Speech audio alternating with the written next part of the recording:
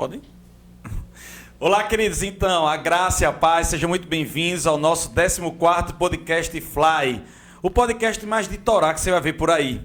Quero desde já agradecer a sua audiência e já pedir a você para pegar esse link e botar lá no grupo das suas tia-avós, suas tia-véia lá, que está discutindo um bocado de coisa que não tem nada a ver. Eu quero botar você agora para ser um divulgador do nosso podcast. Quero pedir a você para pegar, bater uma foto, printar, divulgar da sua melhor forma. E por que não pedir também para que você dê um like, dê o seu sininho, se inscreva, faça tudo que nesse canal que está passando para você pede para fazer. Você fazendo isso, a nossa comunidade vai crescer e nós já agradecemos desde já. Você vai estar nos incentivando a estar produzindo um material de qualidade para chegar até você. Já temos, como eu disse a você, esse é o 14º, temos 13 podcasts já feitos e todos eles com excelente qualidade de conteúdo para poder instruir, informar e também edificar a sua vida. Hoje nós estaremos falando sobre Itabaiana, uma terra de oportunidades.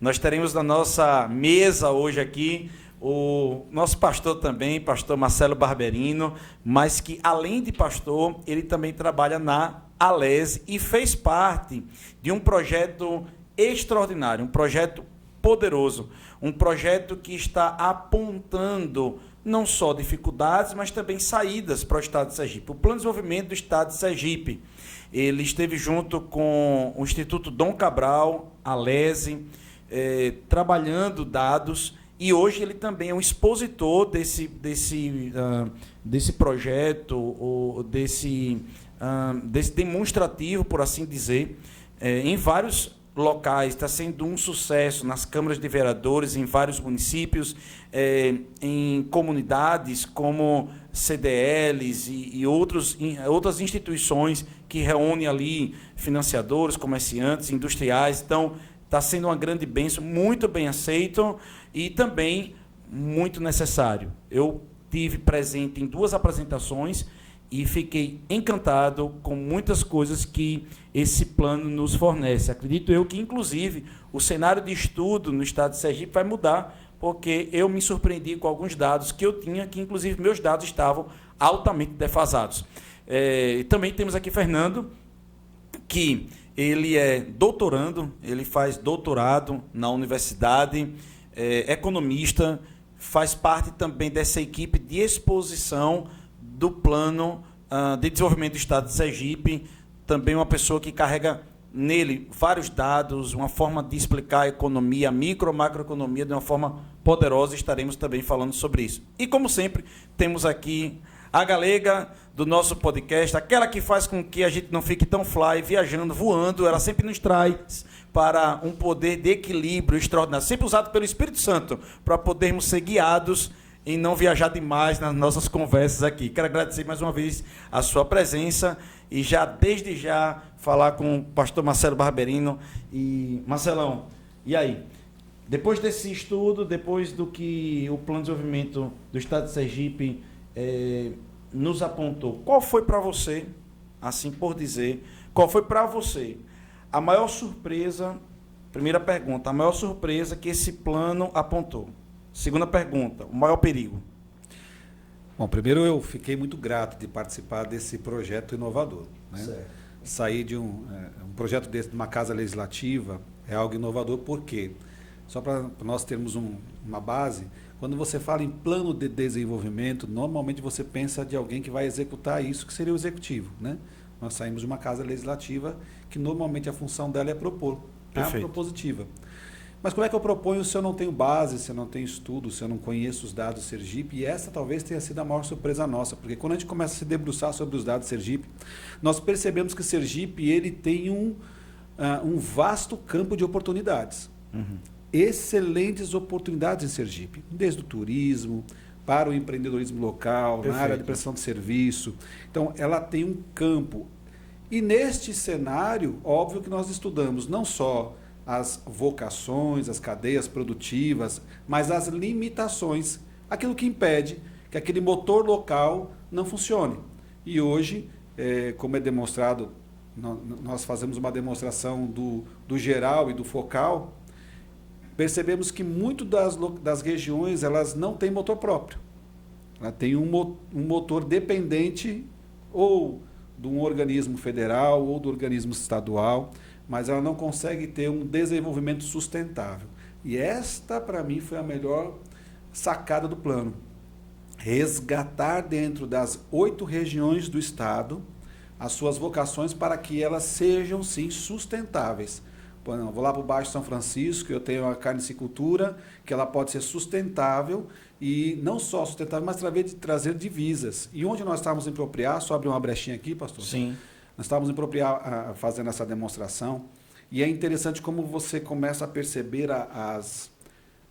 os organismos da sociedade trabalhando. Em 2017, uma associação de carnicicultores buscaram na Alesi o apoio para a implantação de uma legislação que viesse a favorecer... Só para o pessoal entender do que se trata esse nicho aí. Pronto. A carnicicultura, ela trabalha diretamente com a criação e exploração do camarão. Fantástico. Pronto. Lá tem a água, lá tem a terra e lá tem a mão de obra. E o Baixo São Francisco ele é tido hoje como uma das regiões mais pobres do estado de Sergipe. É um manto que se coloca, um rótulo que se coloca. No entanto, quando essa associação foi buscar em 2017 o apoio da Assembleia Legislativa para basear, porque até então havia uma interpretação de que essa cultura ela era nociva ao meio ambiente, então perfeito. Se colocava ela à margem de ser uma cultura de alta produtividade, rentabilidade para a economia local. Buscou-se, então, a parceria, essa parceria aconteceu, a Assembleia Legislativa deu a resposta, formatou uma lei, essa lei começou a entrar em vigor. Depois que essa lei entrou em vigor, para você ter uma ideia, o último dado agora foi que hoje se negocia mais de 3 mil toneladas por ano de camarão. Nós temos uma rentabilidade de 80 milhões de reais por ano. São mais de 90% das empresas que trabalham com isso, são micro e pequenas. E eu insiro nessa produção a comunidade local. Ainda não se avançou no sentido de que isso traga divisas de recolhimento de impostos, aquela coisa toda. Por quê? Porque o plano também apresenta uma saída para isso, que aí eu venho na governança e transformação digital, mas isso é um outro ponto da nossa discussão. Sim. Mas só resgatando o que me surpreendeu. Vou dar outro dado que me surpreendeu também. Por exemplo, de janeiro a junho, só de janeiro a junho, nós negociamos ou produzimos, lá em Canindé de São Francisco, no perímetro irrigado, 270 toneladas de batata doce. Show de bola. Então, são dados que você começa a pensar, peraí, então eu tenho terra produtiva, eu tenho como fazer, e quais são os gargalos? E aí o plano ele trabalha todos os gargalos, desde infraestrutura, logística, governança. Por exemplo, nós temos um dado que a gente fala muito sobre isso, que é o IGM, que é o Índice de Gestão Municipal, onde a média nacional é de 3,5, e a média sergipana é de 2,8. E aí você vai começando a traçar todos esses dados.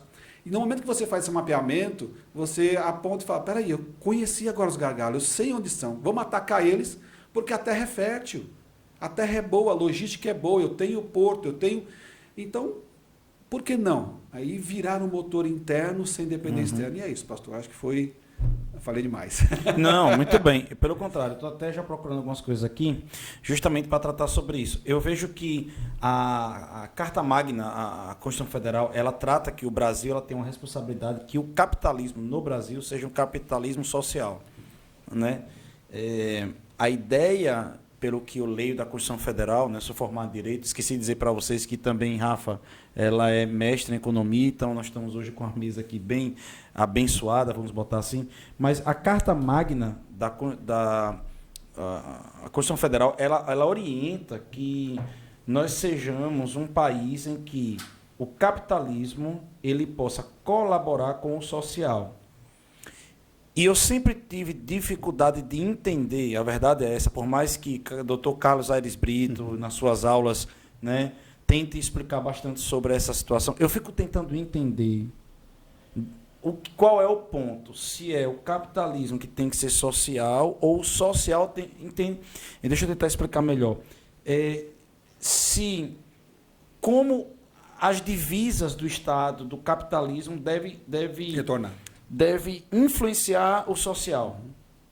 E o que eu vejo é que existem muitas políticas públicas para transformar a sociedade em uma sociedade viciada em migalhas do que uma sociedade que está sendo investido para poder se tornar autônoma. Então, por exemplo, você está me dizendo que você me deu esse exemplo aí sobre a questão do pessoal que cultiva o camarão. Eles, em algum momento, chegaram, poxa, nos ajude. Pô, nos ajude, nos ajude. No momento que a Alese, juntamente com os deputados, facilitaram o que podia facilitar para que acontecesse isso, destravou. E hoje nós somos um dos maiores produtores. Quarto produtor no país. Quarto produtor no país. Ou seja, repare, é aí que eu acho que entra no eixo do que, de fato, a Constituição Federal quis falar. Em que o Estado pudesse ajudar. Porque, assim, o que eu percebo é justamente isso, que um plano de desenvolvimento como esse, ele pode nos ajudar a, como você falou, a criar leis que possam favorecer ambientes de explosão de comércio e de produção. Eu penso assim, tudo bem, eu não estou descartando que você deva ter um projetos sociais. Então, eu também não quero falar muito, mas eu não estou descartando que a gente tem que ter projetos sociais. De inclusão. Até porque nós temos pessoas, entenda, a gente que está na igreja aqui atende muitas pessoas, a gente sabe, pessoas que são paraplégicas, pessoas que são tetraplégicas, pessoas que são, de fato, excluídas completamente e não há condição nenhuma para essa pessoa se tornar produtiva. Tem seres humanos que, de fato, por uma série de condições inatas, hoje são improdutivas e não tem como entrar no mercado de trabalho. Tem muitas dificuldades por portar deficiências e uma série de situações. Mas, por outro lado, a gente não pode deixar de atender, catalisar, engatilhar pessoas com potencial. Talvez, rapaz, a gente tenha uma pessoa ali que não tem R$1, mas ela tem ideias, ela tem capacidade, ela tem condição. E talvez ninguém vai dar condições para ela. E eu vejo que se o Estado consegue enxergar essas pessoas e der essa oportunidade, essa pessoa começa a produzir. Eu acho que isso é fantástico. Doutor Fernando, queria agradecer sua presença aqui conosco. E eu já lhe faço uma pergunta, né? Além do que você já anotou aí, que pode falar tudo aquilo que vem no seu coração. E aqui o papo é bem aberto, você pode tocar em alguma coisa que o pastor Marcelo falou. E a gente está aqui também falando, pode tocar e voltar à tona. E depois a gente retoma. Mas eu queria saber do senhor, veja, quando você olha um plano desse, você como economista, que a gente vê que no Brasil trabalhamos muito pouco dado, muito intuição. Né? Eu acho isso, eu sinto aquilo, eu sinto aquilo outro, e às vezes fazem leis, a gente aí está aprendendo na academia, né, que existem muitas leis que não pegaram, né? Por que não pegaram? Porque não tem sentido aquela lei existir. Então, às vezes a gente acaba legislando muito por intuição, e de fato, se você tem uma casa legislativa que acaba fazendo o dever de casa de produzir dados para daí poder pensar em alguma coisa, né? Eu acho isso fantástico. Então, para mim, né, hoje, para o senhor, né, me diga, você olha para Sergipe hoje, quais são as alternativas, as saídas que Sergipe tem para sair, né, para mim, eu acho que Sergipe não é industrializada, para mim tem uma série de dificuldades. Pergunta que eu lhe faço hoje, depois de ter estudado esse plano e outras coisas que você pode também ter na sua mente, qual seria, na sua opinião, a saída para Sergipe? Veja, eu levo muito na vida uma frase de Ariano Suassuna que ele fala que é um realista esperançoso. Sim. Né? Eu também sou um realista esperançoso. A realidade do Estado não é fácil. Não só do Estado de Sergipe. É uma crise estrutural e mundial. E principalmente os países que estão em subdesenvolvimento, que ainda não são desenvolvidos, é os que mais sofrem. Só para o senhor ter uma ideia de um dado. A França, ela demorou mais ou menos 100 anos para alargar a sua pirâmide etária, ou seja, para que tenha mais idosos no topo da pirâmide, e se preparou para esse momento, digamos, de seguridade social. O Brasil está avançando isso muito rápido. Só que a França, os países da Europa, os Estados Unidos, primeiro enriqueceram para depois envelhecer. O nosso é rico, mas não distribui. E nós estamos envelhecendo. E essa conta mais na frente vai chegar. Eu fiquei sabendo que a conta chegou agora, esse ano, pesadamente para Portugal. Essa conta vai chegar. A Seguridade Social lá está de 100 jovens para 168 velhos. Eu vi agora essa semana esse dado. E que a questão de Portugal... Os jovens têm auxílio lá também. nos interiores eles estão chamando para que os jovens possam migrar para lá, para poder... Mas para o interior, eles estão dando facilidade para o interior, mas porém a conta chegou lá. Isso. Então, esse é o cenário. Sim. De Sergipe, do Brasil e do mundo. Porém, é como a gente falou, eles se planejaram. Por isso a importância de um plano. E olha que eles se planejaram há 100 anos atrás, para viver esse momento de hoje. Quando o senhor falou aqui da nossa Carta Magna, da Constituição, e principalmente, né, nessa questão dela ser uma Constituição cidadã, social, é justo. Né? O Estado ele tem que trabalhar para diminuir as assimetrias. Perfeito. Principalmente num país como o nosso, que é arraigado de uma cultura histórica, né, digamos assim, de afastamento das pessoas que não têm condições sociais, financeiras, de terem acesso a universidades, a linhas de crédito. Por exemplo, é muito mais fácil um grande empresário conseguir um crédito no BNDES, que é dinheiro público, que é pago com imposto nosso quando compra um cafezinho, 1 quilo de arroz, do que um pequeno produtor se dirigir até o Banco do Nordeste, o Banco do Brasil e pegar 10 mil reais.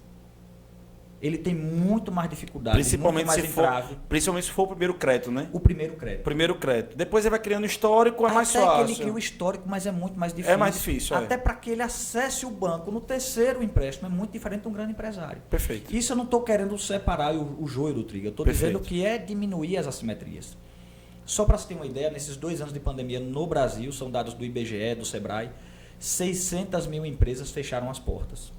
Uau. Dessas 600 Cara, mil empresas... eu estive agora em Salvador, eu estava agora ministrando em Salvador, eu passei ali pela orla, eu me assustei, em Salvador.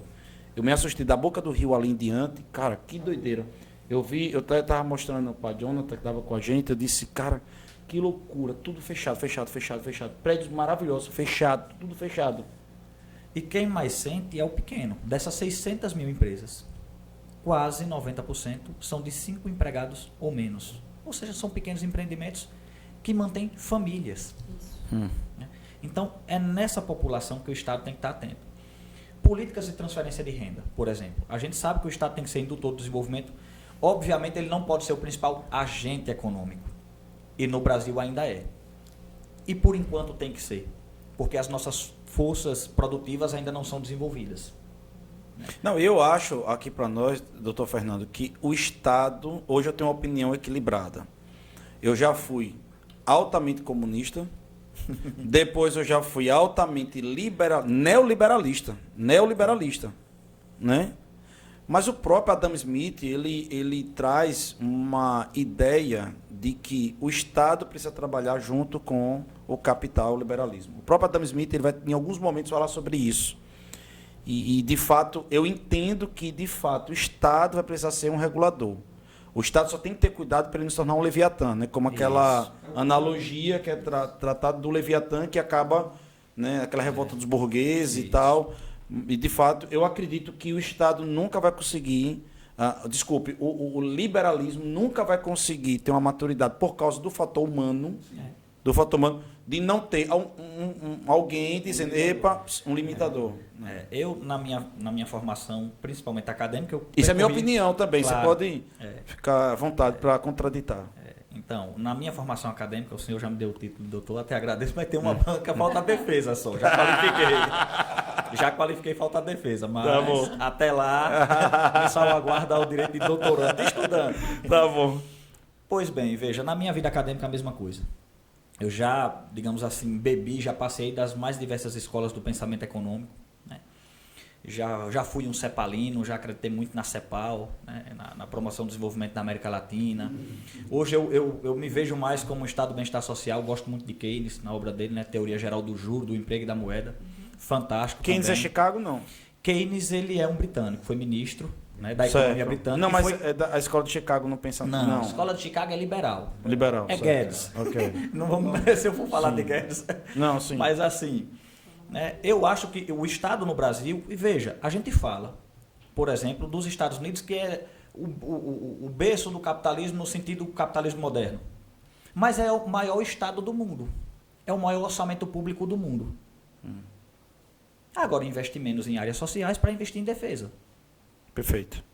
Mas é uma contradição quando a gente fala, mas veja, o liberalismo econômico, os Estados Unidos, as empresas... Correto, eu acho que no Brasil nós temos que mudar nossa legislação e o Estado não enxergar o empresário, o setor produtivo, como vilão.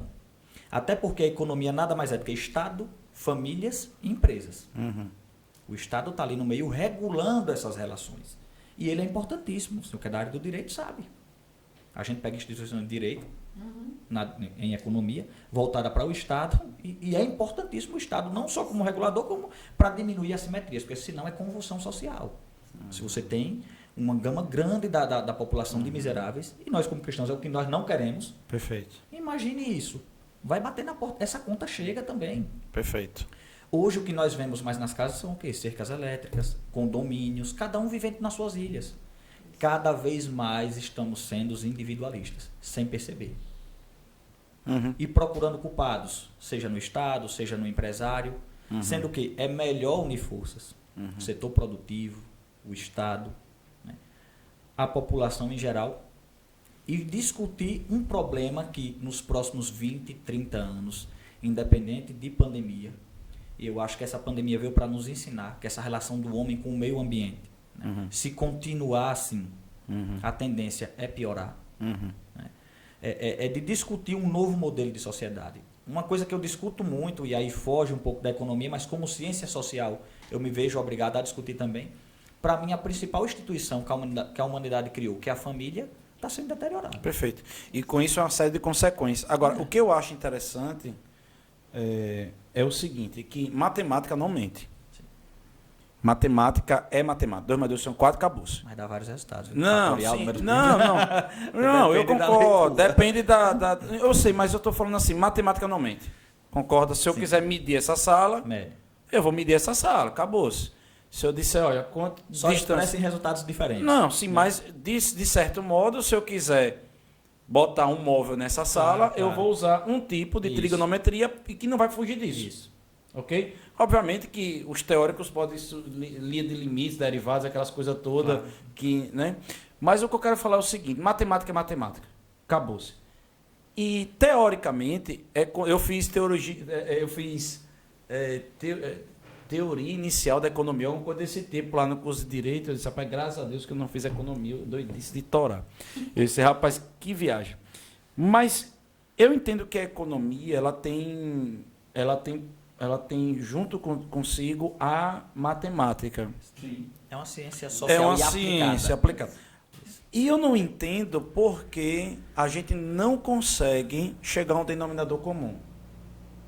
Pelo menos, presta atenção no que eu estou dizendo, nós estamos dentro de um barco. A minha sensação nós estamos dentro do barco. O barco está afundando. E aí, eu acredito que a gente tem momentos da vida que a gente... Cara, se a gente queria ir para a praia, se a gente queria ir para uma outra praia, não importa, o barco está afundando agora. Então, a gente para agora nossas opções de qual praia a gente quer ir e vamos salvar o barco. E o que eu penso é que as energias... E eu vejo, às vezes, o mesmo dado, cada um manipula o dado de uma forma diferente, as energias são gastas, não chega a soluções, e eu não consigo entender o porquê nós não salvamos o barco para depois ter o luxo de estar discutindo coisas supérfluas. Porque eu acredito que nós discutimos muita coisa. Quando eu digo nós, eu estou falando de congresso, eu estou falando de sociedade, eu estou falando que a gente discute tanta coisa supérflua. O barco é o Brasil. Isso. Empresas, famílias e Estado. Cara, às vezes eu vejo assim, vamos discutir agora, sei lá, vamos discutir agora sobre tal situação cultural. Gente, pelo amor de Deus, a gente está com um problema agora de gente passando fome. Vamos resolver esse negócio aqui primeiro. Temos 600 mil empresas quebrando. Nós temos um aumento. Gente, não tem outra discussão agora, não. A gente não pode discutir agora outra coisa a não ser isso. Então, eu fico me perguntando, esses dados não gritam? Não são claros, não são objetivos? Veja, é uma ciência social e aplicada. Econometria, economia matemática, tem todos os dados que a gente pega lá. Porém, nesse barco que está afundando, muitos apresentam soluções diferentes. Isso acontece num barco em alto mar mesmo. Está afundando, é melhor nadar, é melhor ficar, é melhor tirar com balde, é melhor botar uma mangueira, vamos botar uma torneira. A mesma coisa na economia. A depender da escola do pensamento econômico, cada um tem uma solução. O problema é real e o resultado está lá, matematicamente. Mas a solução, cada escola pensa diferente. Ou seja, né, por exemplo, um liberal vai dizer a mão invisível do Estado, da economia vai resolver. Mas não existe mão invisível da economia. Existem interesses. Resta saber se esse interesse vai ser mais social ou de mercado. Certo. Né? Por exemplo, hoje o governo aumenta a taxa de juros Selic, a taxa básica de juros da economia, que baliza todas as outras taxas, e é através daquela taxa também que o governo remunera quem compra os títulos públicos, como uma política monetária de combate à inflação. E esse, digamos assim, é a ferramenta, o instrumental teórico da economia mais simples de combate à inflação.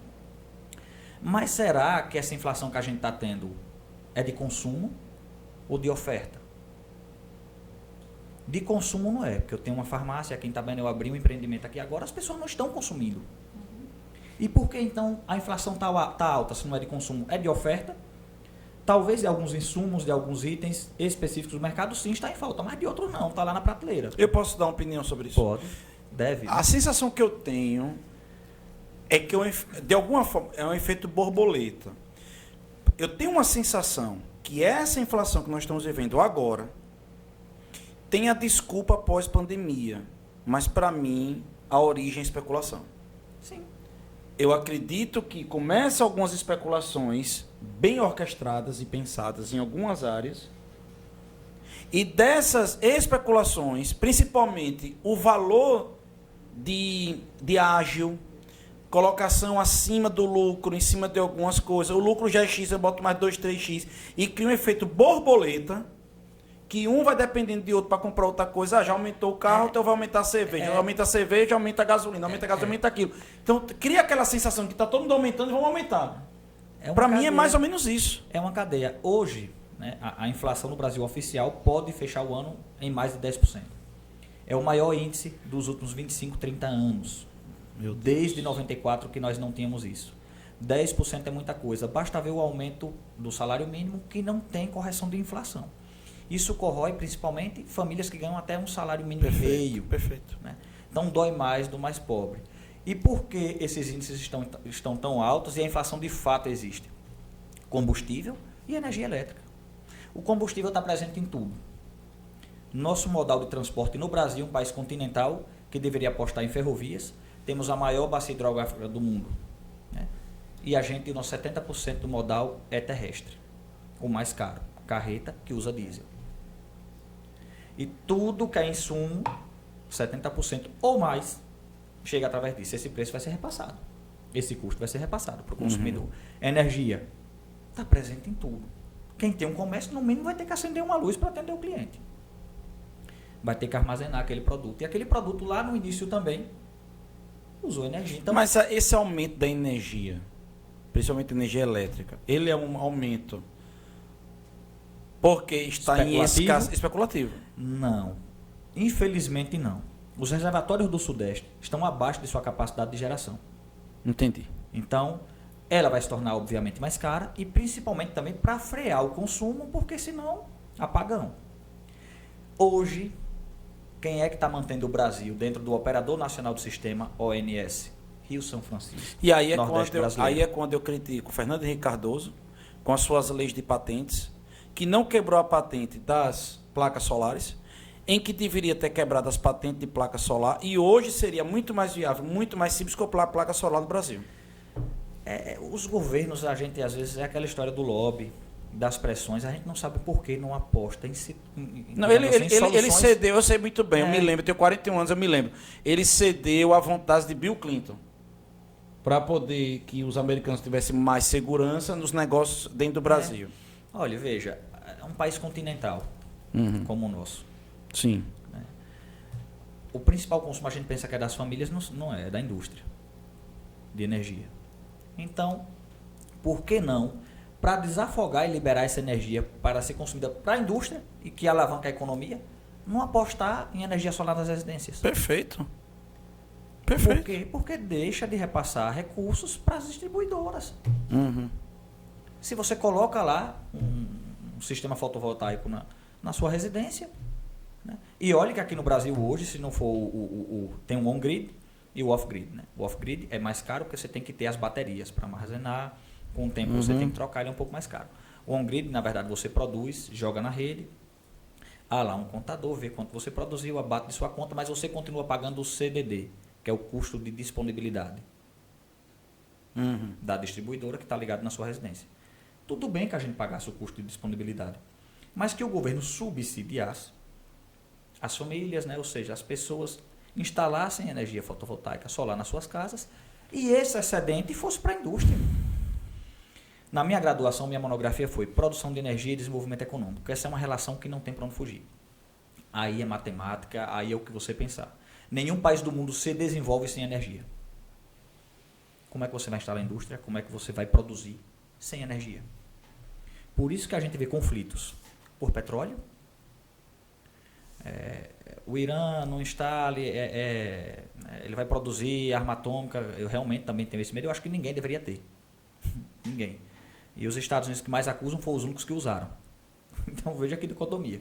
Eu não quero que você faça porque você vai usar, mas quem usou foi você. Então o mundo é uma contradição. Eu vou chamar aqui um pouco feita a ordem. Em termos de energia, eu vou já mudar um pouquinho também daqui a pouco de conversa. Em termos de energia, eu acho que os espaços ocupados de uma indústria fotovoltaica, gigantesca indústria, ela teria algumas dificuldades, como tem se provado em alguns lugares, por causa do espaço. Mas ela poderia ser uma grande alternativa em muitas situações, principalmente residencial. Isso. Agora, eu acredito que a segunda apontamento que eu vou falar é que eu tive um professor, doutor em sociologia, ele disse que a maior parte das transformações humanas é pelo colapso. Momentos de pressão. Então vai ter um colapso. E aí, não, beleza, agora a gente vai diminuir imposto sobre isso, vamos fomentar aquilo, e agora vai resolver isso aqui. Mas a pergunta que eu faço, Fernando, né, eu quero também fazer essa minha pergunta para o pastor Marcelo. Fernando, legislador, vamos supor que Fernando hoje fosse um grande legislador, né, tivesse nas suas mãos algumas proposituras. Primeiro, para fazer com que Sergipe, diante do estudo que vocês fizeram, ou que vocês estão fazendo, quais alternativas, proposituras que vocês fariam, sugestões que vocês dariam para a retomada da economia no estado de Sergipe? Veja, eu acho que nesse momento, como a gente fala no plano de transformação digital, cidades inteligentes, cidades sustentáveis, esse é o momento que a gente vive de transformação. E o Estado ele tem que se adequar a essa nova realidade. Eu uso muito de metáforas nas minhas apresentações, porque eu acho que fica mais simples de que as pessoas entendam. Por exemplo, se você tem sua filha na escola, vai colocar seu bebezinho lá, todas as coleguinhas recebem um tablet, mas ela não. Não, eu não gosto disso, ela não vai receber. Daqui a alguns anos o ensino-aprendizagem dela vai estar prejudicado. Ela não vai acompanhar a turma.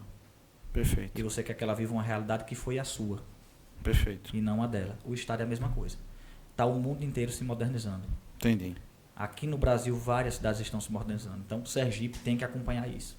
E transformação digital é isso. Hoje, imagine se falta energia para fazer uma transferência. Pronto. Dinheiro. Perfeito. É nas nuvens. Faltar energia hoje, até no banco, no servidor do banco, acabou. É o trocadinho que a gente tem no bolso, o resto está todo lá. Ou em patrimônio. Hospital, prontuário eletrônico. Com que medicação entrar, que hora entrar. Hoje está tudo na internet, é chamada internet das coisas. Entendi. O que você está querendo dizer, só para o pessoal que está em casa poder entender melhor. Os estados que saírem na frente, na modernização digital, daqui a alguns dias vai ser moeda sine qua non para alguém vir decidir. Eu vou botar minha indústria no Brasil. Eu escolho o estado tal porque ela está em melhor condição. Quer que eu diga um exemplo fantástico? Sede da igreja, Campina Grande. Ela é considerada o Vale do Silício brasileiro. É verdade. É lá onde sai a maioria das startups brasileiras. Softwares, sistemas. Show. Campina Grande é uma cidade do Agreste, paraibano, com quase 600 mil habitantes. Perfeito. Com a Universidade Federal própria. Estadual Universidade também. Federal de Campina Grande. Estadual. Universidade Estadual de Campina Grande. Particulares também, curso de medicina. Mas qual é o carro-chefe de Campina Grande? Sistemas, softwares. E uma das melhores universidades de engenharia do Brasil. Então já pensa bem sobre isso. Ela pensou isso lá atrás. Pensou lá atrás. E está colhendo os frutos. E venhamos e convenhamos, nós temos 2 pastores que fizeram parte dessa transformação. Então, eu quero mandar um abraço ao pastor Amauri e o pastor Carrombeck, que são mestres, doutores lá e ajudaram nessa transformação algum tempo atrás. Então, orgulho nosso. Minha entrevista já valeu a pena. Já valeu a pena. Campina Grande, a sede da igreja lá, então já saí bem. Sim. Marcelão, e aí? Diante desses estudos, o microfone, por favor, Marcelo, quais coisas você poderia também indicar? Eu sei que isso já é uma indicação, eu também vi na sua palestra você falando sobre isso, mas quais outras coisas o Estado de Sergipe poderia também ajudar para que pudesse sair à frente ou melhor nessa situação econômica? Nós entendemos, por exemplo, investimento em capital humano, ciência, desenvolvimento tecnológico. O Estado de Sergipe hoje ele não é atraente nem para as cabeças pensantes que estão nascidas aqui, nem para atrair novas. Para você ter uma ideia, está melhor assim? Para você ter uma ideia, o Estado de São Paulo investe 3% do seu PIB em desenvolvimento de tecnologia. Eu tenho que atrair e manter as minhas cabeças pensantes aqui. O Estado de Sergipe investe 0,8%. 0,8%. Não chega a 1% do seu PIB nisso. Quando você fala que São Paulo investe quase 4%, você está falando somente do sistema S ou não? Também é obrigatório que o Estado, o município, obrigatoriamente tem escolas de profissionalismo? Ele traz para ele todo o desenvolvimento interno e investe no desenvolvimento tecnológico interno. Lá eu tenho as escolas municipais trabalhando robótica, lá eu tenho... Perfeito. Eu começo a buscar o meu capital humano, perfeito, entendi, desenvolvendo isso, porque, veja, eu não estou importando tecnologia, eu começo a desenvolver interno. Ok. Essa é uma base. É o fundo da FAPESP. A educação, veja, a educação, ela é macro. Eu não vou ensinar só apenas as matérias em português, matemáticas, mas eu preciso desenvolver o indivíduo de forma sistêmica. Eu tenho depois uma pergunta para o Fernando, ver o que é que ele acha. Daqui a pouco perguntar também para você o que você acha sobre isso. Eu vou dar um exemplo também, um outro exemplo. Né? O Estado de Sergipe hoje, ele, dentro dos estudos que nós apresentamos, nós temos vários limitadores. Um deles é a infraestrutura, como já foi falado aqui, a duplicação da 101, da 235, que são veias, vamos lá, a aorta do nosso corpo. Se eu tenho sangue correndo, eu tenho saúde. Travou meu sangue, eu morro. Ontem nós fomos dar uma palestra lá em Propriar e nós verificamos na Vera qual a dificuldade de escoamento de produção na 235. Então isso é um desmotivador, um freio de qualquer desenvolvimento econômico. Isso não é de 1 mês, 2 meses, são de anos. Se eu tenho lá 10 anos com uma duplicação parada, são 2 gestões. Então, como é que os prefeitos que estão à margem daquilo desenvolvem qualquer iniciativa de desenvolvimento local se eu tenho um freio? Outro dado interessante também que nós pegamos foi que nós pensamos estado. Eu não olho região e não olho município. Está muito concentrado na Grande Aracaju. Eu preciso descentralizar ações. E aí eu olho um pouquinho agora para Itabaiana. O que é que faz Itabaiana ser o diferencial de muitos municípios? Nós temos um distrito industrial hoje com 28 indústrias, todas de itabaianense. O meu motor é interno. Meu motor não é externo. Eu não tenho aqui, desculpa, vou falar o nome, não tenho uma aqui em Malpargatas, que se ela sair, ela me arrebenta a cidade. Eu tenho aqui em Itabaiana, só para você ter um dado, e eu estudei isso, 730 pequenas indústrias em Itabaiana. Nós somos hoje o maior parque moveleiro do estado. Nós, itabaianenses, hoje, somos o segundo produtor de semijóias e folhados do país. Como é? De novo. Segundo produtor de semijóias e folhados do país. Entenda isso. Isso é motor interno. Ah, por que está todo mundo quebrando e Itabaiana está de pé? O modal. Veja, nós temos hoje o maior cinturão verde na produção de hortaliças e leguminosos do estado. Olha a diversificação da cesta. Eu não estou falando de um produto, eu não estou amarrado a um modal econômico. Eu tenho uma diversificação. Se eu pego esse modelo e transfiro para outros municípios, se eu pego... Agora, o que faz Itabaiana ainda está no gargalo? Eu tenho uma logística ruim, eu não tenho como escoar a produção, eu não tenho produção em escala porque eu não tenho como escoar. Então, quando você pensa Estado, e hoje nós precisamos pensar de forma sistêmica a governança colaborativa que a gente apresenta no plano, nós falamos da governança vindo do Estado, município, instituição privada, organizações civis, que infelizmente está marginalizada. A organização civil hoje você fala, para que ONG? Para que isso? São um dos maiores indutores de prestação de serviço, de interlocução com a sociedade, são as organizações civis. Então, quando eu começo a olhar o Estado de forma sistêmica e não de forma apenas no modal, eu começo a entender que Estado ele pode ser, sim, ter uma sustentabilidade. E aí o plano volta. Para você ter uma ideia, rapidinho, só para terminar aqui, hoje, Itabaiana é o maior comércio a céu aberto do Estado. A feira de Itabaiana é o maior comércio a céu aberto do Estado. Não tem igual. Itabaiana você negocia de tudo. Nós estávamos brincando ontem, falou, olha, se tivesse em Itabaiana, se não tiver em lugar nenhum, Itabaiana tem 2. Outra coisa, é o terceiro PIB do Estado, vocacionado ao turismo e, para você ter uma ideia, na proporção caminhão habitante, é o maior do Estado, é o maior do país. Se você pegar em qualquer outra região do país, não tem a proporção número de caminhões por número de habitante. É o maior, é o segundo maior arrecadação de PVA do Estado. Então, veja, nós estamos falando de uma cidade de 100 mil habitantes, não estamos falando de uma Campina Grande. Está entendendo o que eu quero dizer? E eu tenho motores próprios. Por que a construção civil não para? Por que passamos por uma pandemia? Sim, então, nós precisamos entender. Agora, se nós tivéssemos um avanço nesse olhar da transformação digital, da governança colaborativa, se nós conseguíssemos descentralizar poderes, nós íamos ver uma Itabaiana sendo um modelo do Agreste Sergipano para o Brasil. Porque aqui eu tenho a distribuição na cesta de negócios, eu não estou focado num negócio só, e isso gera várias oportunidades ao redor. Poxa, eu tenho desde alongamento alongamento de carroça, de carroceria de caminhão, fábrica de massa, eu tenho fábrica de óculos aqui no Distrito Industrial. Então, gente, são mão de obras completamente diversas. Quem é que está treinando essa mão de obra para mim? De onde está vindo essa mão de obra? É local. Passa por um treinamento interno. Então, a qualificação está se dando de forma endógena aqui.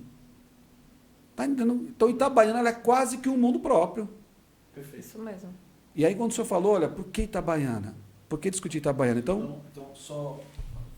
Se franquear a palavra para a Rafa, então, a sua alternativa, a sua saída, seria a questão do escoamento. Então, seria importantíssima a questão do escoamento. Escoamento seria a duplicação das principais vias. Das principais vias. Eu vi vocês falando lá na apresentação que Ribeirão Preto, se não me falha a memória, vocês compararam a Ribeirão Preto a proporção que caberia na questão se fizesse uma duplicação, que Itabaiana cresceria em 5 anos, algo desse tipo. Como foi essa ideia?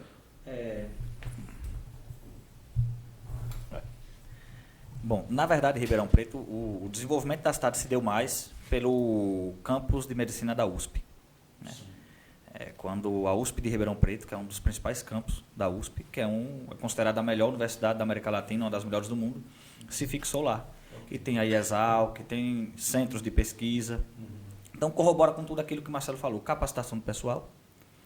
Levou uma universidade de grande porte para lá, que é a Universidade do Estado de São Paulo. E, principalmente, São Paulo, né, é a maior malha rodoviária do país. Então, para onde você cair em São Paulo, você tem rodovia, não é duplicada, é 4, 5 vias para cada mão. Perfeito. Então, o Ribeirão Preto explodiu. Na década de 60, 70, 80, quando a USP foi e os governos começaram a produzir, ou seja, construir rodovias para tudo que é canto no estado, ou seja, pode estar onde for, nós vamos chegar lá. O estado desenvolve. Porque também não adiantaria você colocar uma universidade daquele porte e isolar a cidade. Né? Sergipe tem, por exemplo, comparando São Paulo, Ribeirão Preto, que está lá na ponta. Sergipe de ponta a ponta é 200 quilômetros. É fantástico. Itabaiana está a 50 quilômetros da capital. Se a gente duplica, né, Itabaiana, Aracaju. Aracaju não precisa ficar com ciúme, que a gente não quer tomar o posto de capital. E integrado. Né? Então, imagine em 10 anos, isso aqui duplicado, e com os dados, que é a maior proporção de caminhão por habitante do país. Então, você vai escoar a produção muito mais fácil. Um empreendedor, um empresário que está fora disse, não, agora eu posso instalar minha empresa lá, que eu saio de Itabaiana, é duplicado até Aracaju, e eu pego a 101 duplicada. Norte, seguindo Alagoas, Pernambuco, Sul, Bahia, Espírito Santo, ou seja, é desenvolvimento. Já que o modal que nós escolhemos é de transporte rodoviário. Então, eu acho que a única trava que segura Itabaiana hoje, de mais do que dobrar sua população e seu PIB, o tempo não tem como a gente estimar, 5, 10, 15, 20, 30 anos, mas de dobrar e muito rapidamente, é somente a questão da 235. Porque veja hoje Itabaiana, olha, municípios que derivaram de Itabaiana. Itabaiana tem 96 mil habitantes, mas, digamos assim, pariu, né? Frei Paulo, Moita Bonita, São Domingos, Ribeirópolis. A população desses municípios juntos, 172 mil habitantes. É uma região de influência de Itabaiana que chega próximo de 250 mil habitantes, que depende do comércio de Itabaiana. Então, é uma população significativa. Isso a gente está sendo generoso. Se a gente prestar atenção, vem cidades da região nordeste da Bahia para consumir e comprar, né, no comércio de atacado de Itabaiana. Vem tudo, até do hospital. Entendeu? Então, se fizer, né, hoje nós já temos a Universidade Federal de Sergipe, temos a UNIT. Hoje também tem a educação EAD aí, né, que todo mundo tem acesso. Hoje o principal problema de Itabaiana é a questão da 235. Eu não tenho dúvida que se duplicar a cidade em 10, 20 anos, como o Marcelo disse, ela já tem essa força endógena, no motor próprio, ela não vai precisar de mais nada para que o seu desenvolvimento atinja aí mais de 100% dentro desse período. Fantástico. Rafa. Perfeito. Vocês pontuaram aí, né, o pastor Marcelo colocou um dos gargalos em relação à questão de desenvolvimento mesmo, seria a questão do capital humano, né? A falta de especialização, né, de determinados segmentos ou de pessoas que estão em determinados postos, vamos colocar assim.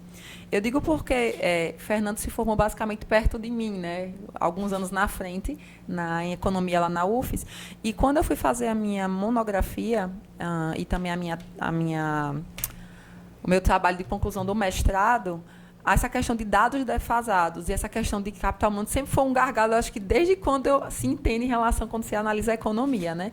A gente sabe que existe uma retenção de informações para que as pessoas não fiquem informadas daquilo que elas realmente precisem saber sobre a economia, porque o que a gente está discutindo aqui hoje, o que vocês estão colocando na mesa hoje aqui, são informações que 90% da população desconhece. Né? Então, por isso que elas não conseguem analisar qualquer tipo de lei ou qualquer tipo de algo que seja implementado por algum tipo de governo com essa análise que está sendo colocada aqui na mesa crítica, de entender isso, para mim, vai ser bom ou ruim no futuro. Né? De que forma eu voto nisso ou não voto? Então, elas recebem aquele alimento da migalha e que, imediatista, ela acha que aquilo vai ser bom porque a fala está muito positiva. Mas, no fundo, ela não conhece o que está por trás de todo o desenvolvimento. Então, em relação a capital humano, eu queria perguntar para vocês. Eu sei que existem vários fatores que impedem, né, algum tipo de plano ou algum tipo de algo que é colocado no governo para ser decidido, para ser implementado em uma sociedade, que são fatores que impedem. Em relação a impedimento, no sentido de capacidade, vocês consideram que a ocupação de pessoas em determinados cargos que levam a decisões desse tipo de projeto, né, pessoas incapacitadas, elas impedem elas têm gargalos em relação à implementação de projetos como esse, do PDS, por exemplo, que é um projeto de 10 anos, não é isso? Quais são os opositores da implementação e para desencadeamento desse plano? Porque eu digo que na época da faculdade e das outras vezes em que eu já fui bolsista CNPq também, né, já fui bolsista FAPTEC e outras, e na época eu lembro de mudanças de pessoas de cargos e colocado tipo assim, era tipo você pegar uma pessoa que tinha um entendimento generalizada do Estado e do país e colocar uma pessoa que trabalhava no setor de pesca, que não tinha nem segundo grau, naquele cargo que aquela outra pessoa ocupava. E você vê o quanto de atraso teve nos próximos anos em relação àquele local. Então, hoje, quais seriam para vocês, né, que ajudaram na construção do plano de frente e hoje estão apresentando ele para os municípios, quais são os principais opositores da implementação dele, que tem atrasado ou podem impedir a plena execução desse plano, que parece ser tão benéfico para a sociedade ao longo dos próximos 10 anos? Rafa, vou usar um versículo que é conhecido de todos nós. Conhecereis a verdade e ela vos libertará. O maior impedimento, o maior limitador nosso é a informação. Veja, hoje nós temos à mão todo tipo de informação. Seja fake news ou não seja, nós temos a informação. Veja, quando nós apresentamos o plano, demos o start dele lá na Assembleia Legislativa, chamamos todos os principais atores do Estado, e principalmente o pastor estava lá no dia da apresentação, nós fizemos uma apresentação. Sim. Pronto. Só que não bastava ficar ali. Nós precisamos levar a informação para a ponta. E o que nós precisamos fazer? Tornar isso visto, ouvido e tentar transferir de uma forma mais leve possível e que as pessoas entendam que, ao nós analisarmos os dados de Sergipe, nós vimos limitadores, nós entendemos que houve muitas falhas no passado, mas que nós temos muitas oportunidades no futuro. Eu vou dar um dado para você. Sebrae lançou ontem que vai estar disparando ou também dando uma contribuição, fazendo 2 planos, Centro-Sul e Sul, com base no plano de desenvolvimento que nós fizemos. Show. Então o Sebrae, ele começou, ele pegou esse plano e agora já valeu a pena. Isso já valeu a pena. Já está fomentando. Agora, como você me perguntou, qual é o seu maior limitador? Quem é que joga contra? Política acabou o amadorismo. Hoje, eu não vejo mais espaço por um político se manter no ostracismo do seu império, dizendo, não, quem manda aqui sou eu. Eu acho que agora as necessidades de uma sociedade gritam mais, vão falar mais alto do que o seu poder de indução dentro do seu grupo. É aquela história que eu estava falando do colapsar. Tem coisas que estão colapsando, acabou-se. Não tem mais como fugir de algumas realidades. A pandemia tem que resolver e acabou. Urgência para agora. Aquilo que eu empurrei com a barriga há muitos anos, chegou a hora de acabou. Que eu poderia jogar para mais 10 anos, a pandemia antecipou. Eu não tenho mais... Eu não tenho mais paciência, o empreendedor não tem mais paciência. Veja, nós temos aqui um shopping em Itabaiana, 34 mil metros quadrados de shopping, que precisa ser ocupado por lojas. Sim. Na pandemia ele ficou fechado. Sim. A salvação foi um plano chamado BEM, benefício, emprego e renda, que pegou a folha de pagamento desse pessoal e disse, eu vou assumir uma parte. Salvou. Está voltando, mas esse retorno da economia ele vai demorar. Então essas pessoas não querem mais esperar um discurso ele quer prática, ele quer, sim, você vai fazer o que para mudar a minha realidade? Então a urgência que nós, não, vai mais um discurso, acabou. O político hoje não pode ser mais teórico, ele não pode ser mais amador, ele nem pode servir com um discurso de que, olha, eu vou construir a ponte, depois eu construo o rio. Agora a urgência é real. E quem tem dado, quem tem informação e quem tem um projeto que vai atender sua necessidade de pronto, emprego e renda, que vai ser o mote da campanha, é emprego e renda. O mote da campanha do próximo ano vai ser saúde. Não, é emprego e renda. É a aceleração da economia. Então, eu acho que hoje, se nós tivermos algum limitador para que essa informação chegue, precisamos entender que esse cenário do político amador acabou, pelo menos na minha visão, ele não vai ter mais palanque para ele, ou ele entra com uma boa equipe, com bons técnicos, que faça valer em 4 anos 8, porque ele vai ter que trabalhar 4 anos para valer 8, para poder dar resposta e se manter naquele lugar, e o investimento no capital humano. Essa é a minha ideia. Fernando, você tem algo para pontuar sobre Eu isso? queria só pontuar algo, e talvez também, dentro dessa questão capital humano, né? Eu queria lançar uma propositura, e eu queria que Fernando desse uma opinião também, se caso você também queira, também Rafa, veja. Eu tenho uma percepção, e essa percepção pode estar totalmente equivocada. Eu tenho uma percepção que nosso país, ele se tornou muito filosófico e pouco produtivo. Vou explicar. Eu acredito que o que gera... Quais são os cursos? Se eu pudesse olhar para a universidade, quais são os cursos que geram dinheiro? Criam dinheiro. Entenda, criar dinheiro, criar recurso. Para mim, direito não cria dinheiro. Economia não cria dinheiro.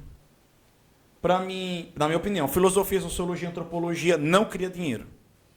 Eles são, em um segundo momento. Em um primeiro momento, o que cria dinheiro? Ciência. É matemática, biologia, engenharia, medicina, química, farmácia, pode criar por causa da farmacologia, cria ali uma indústria farmacêutica. Então, para mim, são cursos que estão literalmente ligados, pelo menos estou bem ignorante aqui agora, mas assim, literalmente ligados à parte de parque industrial. E quando eu falo engenharia, engenharias. As engenharias de telecomunicação, a engenharia civil.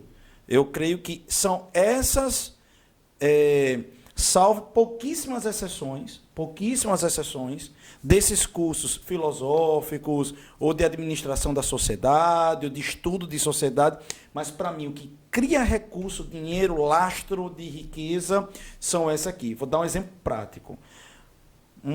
Universidades que decidiram investir no momento certo, na hora certa, no dia certo, para a questão de software, hardware, e os caras chegaram no terceiro, quarto, quinto período, quero nem saber mais de faculdade, meu irmão, já adquiri aqui uma expertise aqui, vou sair, vou começar uma mini empresa dentro de uma garagem, Google, Amazon, Apple, tal, e aí começou os caras a criar recursos que acabaram enricando a China. A China é rica hoje, na minha ótica, do que eu vejo.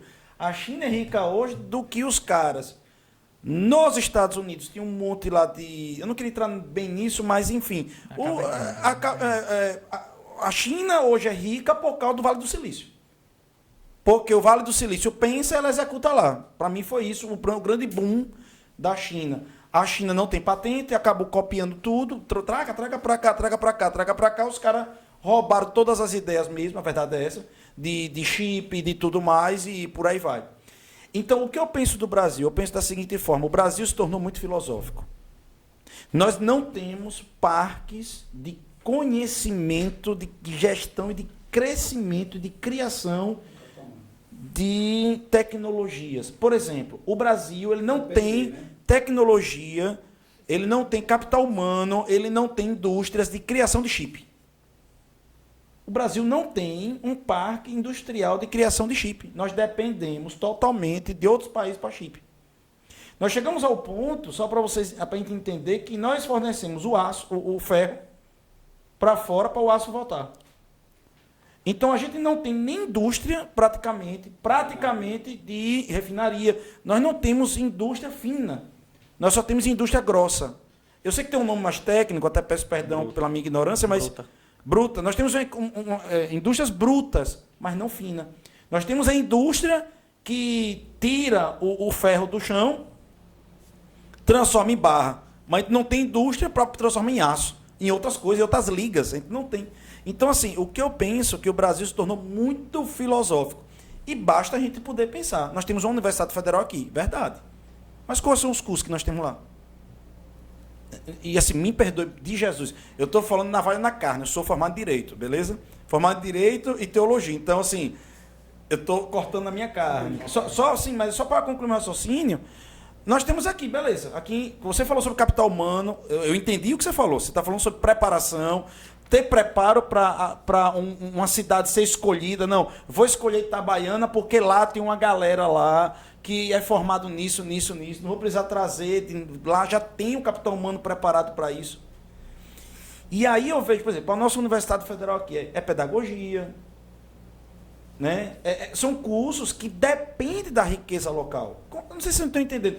Veja, imagine aquela questão, por exemplo, da febre do ouro nos Estados Unidos. Nós vimos cidades que só existiam durante que tivesse ouro.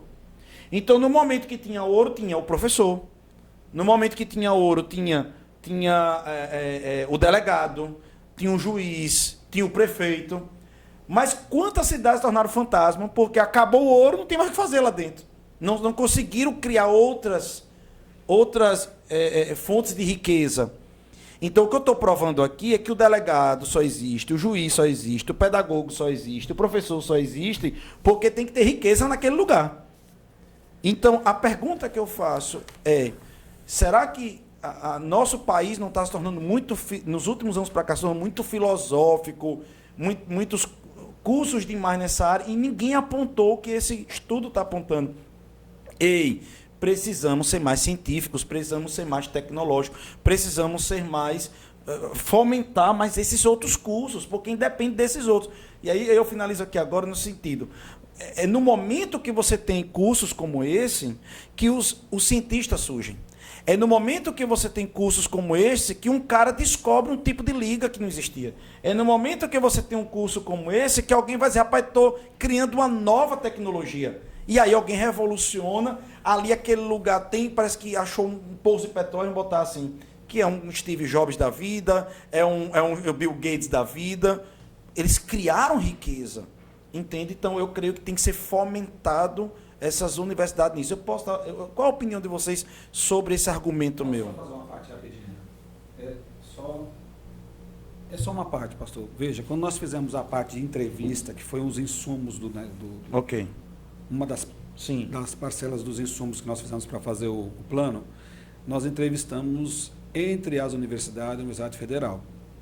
E eu achei muito interessante quando o reitor disse o seguinte, olha, nós estamos levando para a Glória, no campus de Glória, um curso para servir a comunidade local, na parte da agricultura, né? E é este olhar que o senhor falou agora.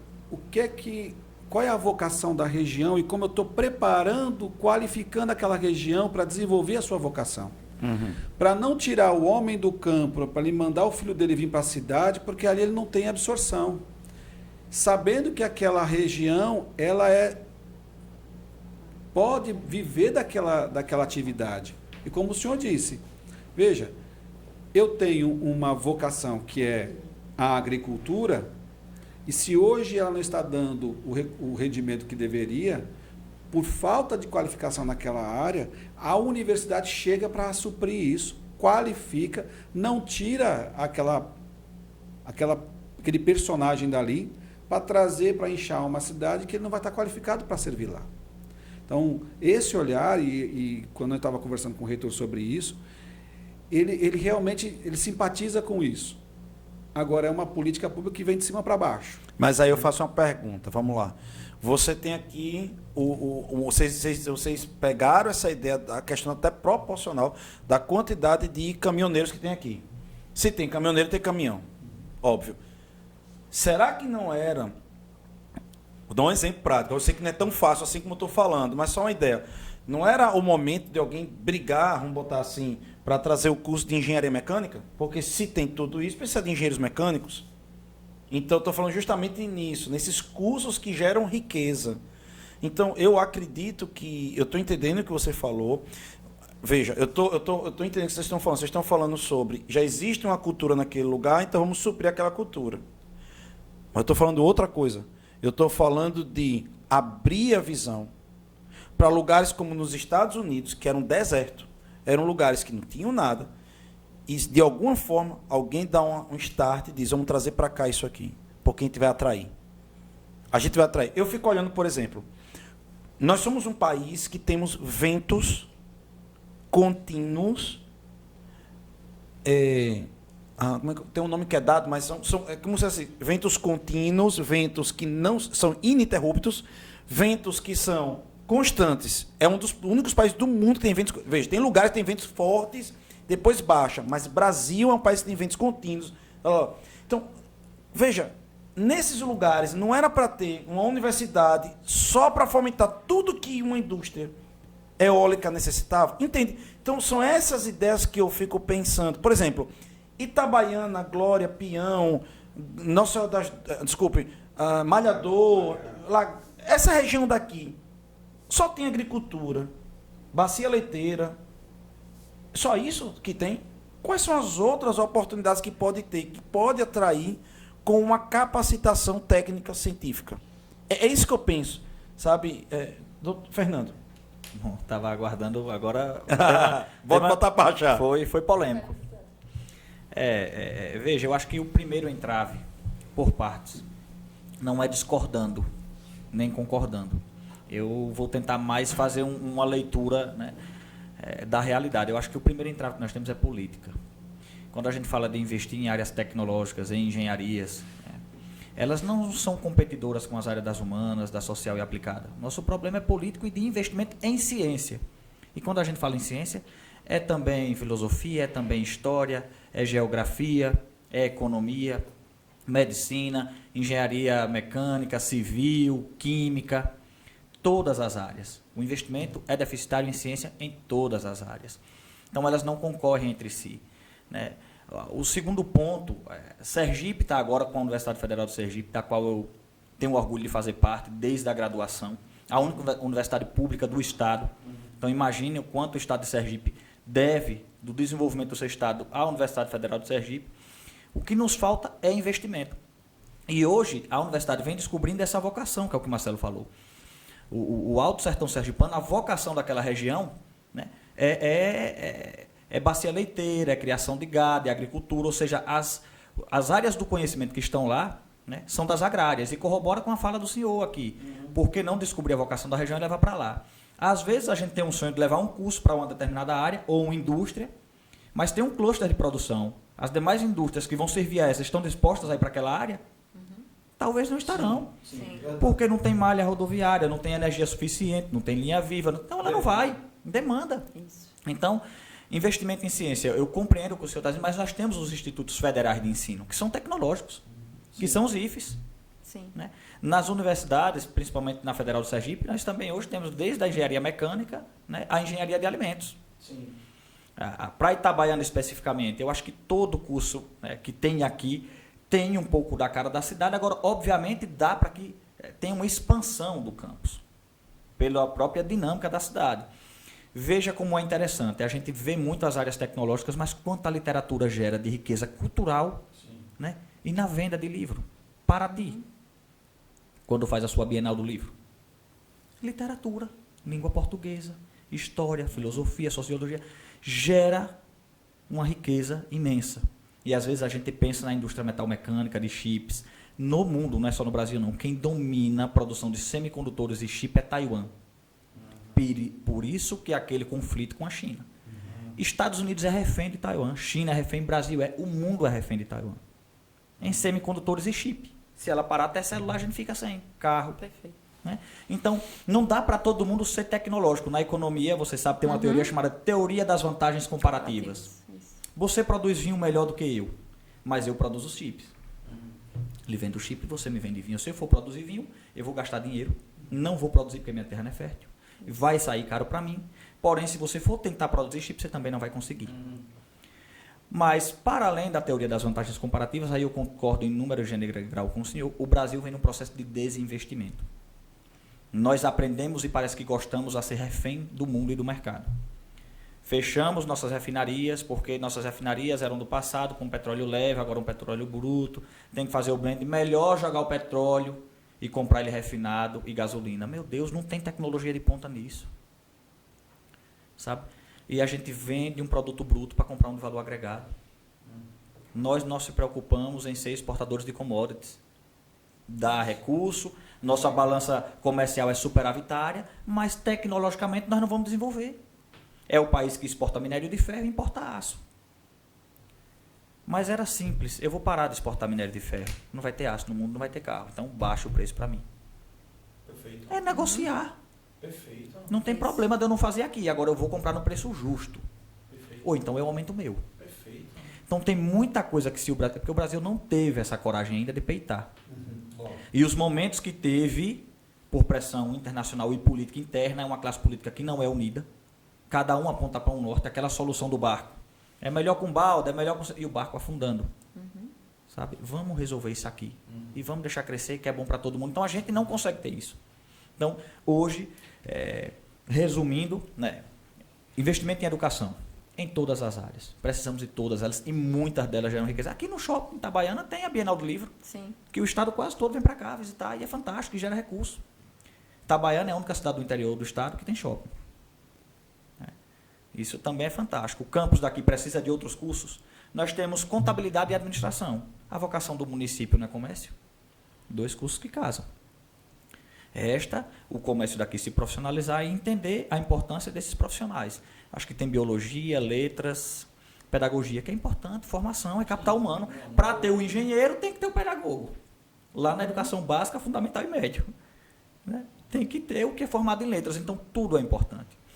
Obviamente, eu compreendo essa questão da vocação e concordo em número de grau com o senhor. Lagarto hoje tem um campus da saúde. Lagarto vai explodir, saúde é caro. E agora chegou o Hospital do Amor, o Hospital de Câncer de Barretos, que está instalado lá, vem gente do Nordeste e do Brasil inteiro para se tratar ali. Folha de pagamento de saúde é caro. Vai gerar muito emprego e renda em Lagarto. Só para os senhores terem ideia, a folha de pagamento do Hospital do Lagarto é quase próximo ao orçamento do município. Saúde é caro. Então, qualquer cidade, mesmo que não tenha vocação, se você disser, quer o curso de medicina, eu quero. São profissionais que vão trabalhar lá, que a média salarial é 10, 15, 20, 30 mil. E vão exigir serviços na sua cidade. E você vai investir e vai vender caro. Se Itabaiana a vocação é comércio, e tem essa questão da indústria de carrocerias, que eu acho que é uma das maiores do país também, de produção de carrocerias, vem gente de fora para colocar carroceria aqui. Na recapagem de pneu, caminhão, há toda uma cadeia. E apostar nisso. E aí chamar a universidade para olhar para essa vocação, assim como foi em Glória. Assim como foi para Lagarto com a área da saúde, e assim como Estância cobra as engenharias, porque Estância é uma cidade industrial. A principal exportação do Sergipe, que é o suco de laranja, sai de lá. Então, é ver a ciência como um todo. O próprio nome de universidade é de universal. Isso. Né? É de discutir a ciência em si, a essência da ciência. Por isso que, como eu disse, nenhuma área tem demérito. Todas têm que ter investimento. E geram recursos. Né? É como eu falei, Bienal do Livro. Você imagina o José Saramago? Né? Você imagina esses autores? Se aqui no Brasil a gente investisse mais nessas áreas e nascessem daqui o Nobel de Literatura. Mas nós tivemos Monteiro Lobato, Rui Barbosa. Rui Barbosa, um pouco do direito, também discute economia, mas temos Monteiro Lobato na literatura. Fantástico. Um dos mais lidos do mundo. Tobias Barreto, no direito, daqui de Sergipe. Manuel Bonfim. Rui Barbosa. Né? Então... é investir nessas áreas. Né? Ariano Suassuna é fantástico na Paraíba. O quanto ele não gera de recurso. Perfeito. Até os filmes para gravar das obras dele vai lá para o sertão do Seridó, na Paraíba. E deixa recurso lá. Então, a importância, como a gente fala de cadeia produtiva, é a mesma coisa na ciência. E é como eu disse, para se chegar um engenheiro, teve um pedagogo. E ele tem que ser bem formado. E é o que exige menos investimento, pastor. Porque um curso de engenharia é caro. Um curso de odonto é caro, até para o aluno. Um curso de pedagogia é o Gisca Libertador e o quadro. E a mente. Você investe muito menos. Então, o investimento por aluno num curso da área de humanas é muito, mas muito menor do que da social aplicada e da exata. Da exata a gente nem se compara. Da área de saúde, um hospital universitário. Caríssimo. Mas precisamos, que é quem vai cuidar de nós. Então, é complexa essa situação. O Brasil investe muito pouco em ciência, no geral. É isso que eu estou dizendo. E muito pouco nas áreas tecnológicas, mesmo tendo os institutos. Exatamente. Por quê? Porque nós aprendemos a sermos um país dependentes e exportadores de commodities. A gente continuar assim... A questão toda que eu entendo o que o senhor está falando sobre a questão da pedagogia, tudo isso, eu não estou excluindo. Claro. Agora, é como eu disse, até um fator histórico. Você só tem pedagogo, delegado, juiz, tal, porque aquele lugar tem riqueza. Isso. Ninguém trabalharia, e que foi o que me assustou, e aí que eu queria tratar sobre esse assunto, já entrando nesse assunto da questão dos interiores de Sergipe e a diferença de Itabaiana. Claro. Vocês trabalharam aquele ponto do quanto os municípios dependem da União e dos municípios, no caso a prefeitura, Isso. E o quanto Itabaiana se diferencia nesse sentido. Exato. Mas eu queria só fechar esse parêntese para dizer o seguinte: há uma sensação dentro de mim de que eu escuto desde que eu sou pequeno, né, que o Brasil é rico, o Brasil é rico, o Brasil é rico, o Brasil é rico. Então nós temos riquezas, mas é como se nós não tivéssemos, como o próprio Marcelo falou aqui, a questão do material humano para despertar essas riquezas.